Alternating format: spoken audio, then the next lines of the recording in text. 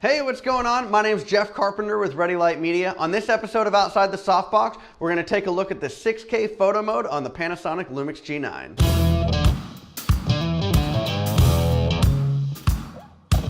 The 6K photo mode is a really cool feature that allows you to record a high quality video and pull 18 megapixel still images from that video directly in camera.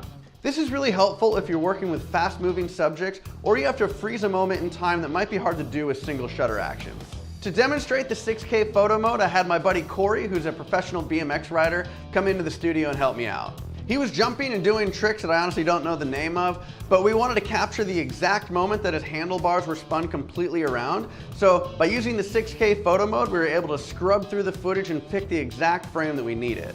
Once we picked the shot, I clicked the save button and we were done. In this situation, we were able to shoot multiple passes, but having the ability to pull a high-resolution image from a video is a huge advantage if you only have one opportunity to capture a moment, like at a race or even a concert. I hope you enjoyed this video, and if you want to see more videos like this, be sure to subscribe and follow Ready Light Media. And remember, don't be afraid to think outside the softbox.